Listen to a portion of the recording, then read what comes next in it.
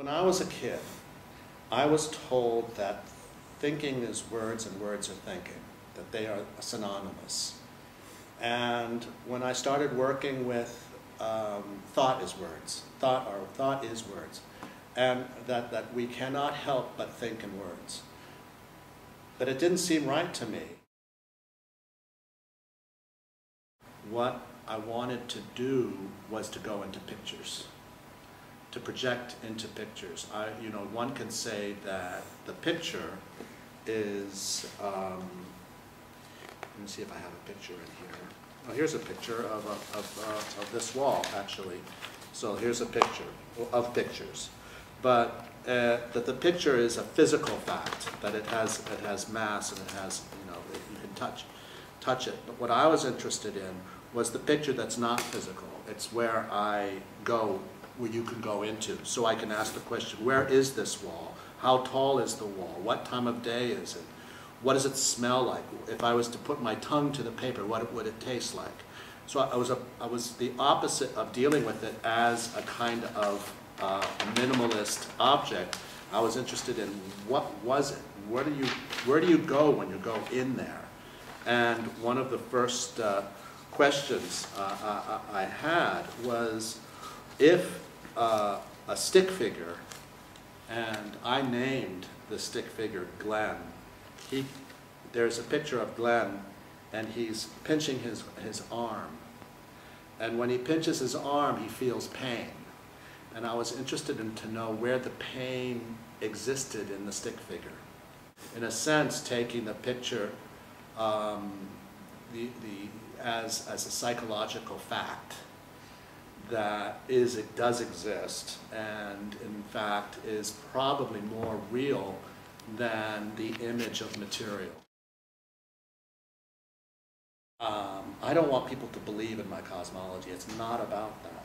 If you go see a real living cosmology versus a dead one, it's a phenomenon.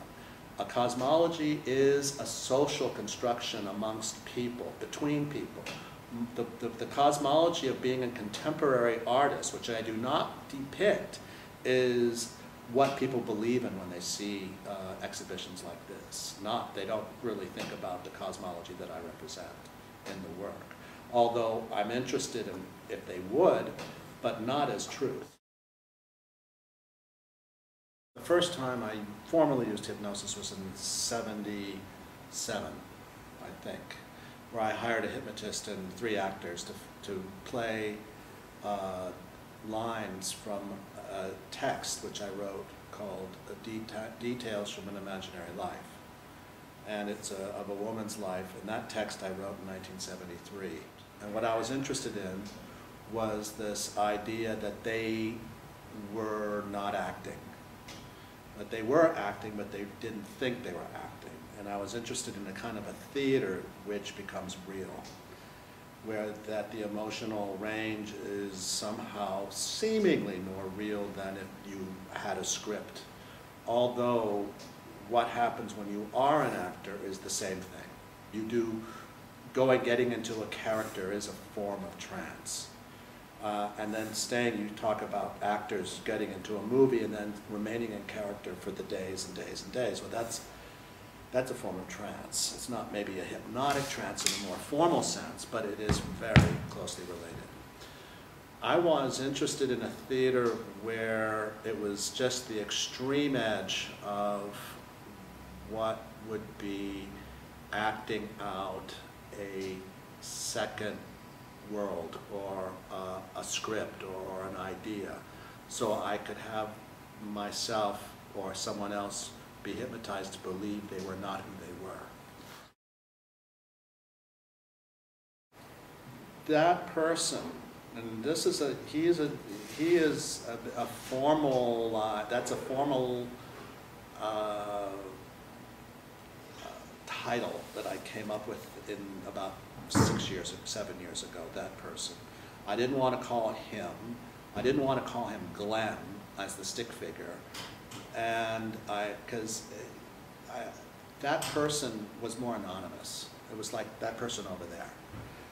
And that person doesn't have to be a man, it doesn't have to be a child, it doesn't have to be, it could be a woman and an old woman, it could be a young child, it's a person, it's an abstraction. And it's not even someone we know necessarily, it's not familiar, it's not, so that person was what I've called him. And he is not one person either. And when I look at the performances, there are clues which I'm trying to figure out of who he is or she is. There are times when he's very feminine, and there's times where he's very macho, and there's times when he's like a shrieking infant. And it's a flowing business.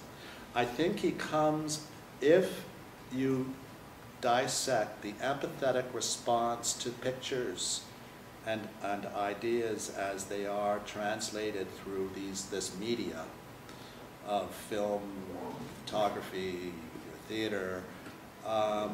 So this idea that when you see somebody, you project yourself into them in order to, in a way, vicariously feel what they're feeling. And in a more formal sense, this is called mirror neurons. And the mirror neuron is how they were discovered, this was apparently in Italy, that when you see dancers on a stage, your brain fires in the same way that the dancers fire. And so you feel what the dancers are feeling. And in a sense, that person, I think, and this is a theory that I have, is that projection, separated from media that I am expressing. He will never live. He will never live because he's like the Pinocchio figure. He is that projection, and he will. He can never win. It's a tragic existence because he wants to live so badly, and oddly, he is mentally disturbed. Probably because of this fact that he doesn't exist.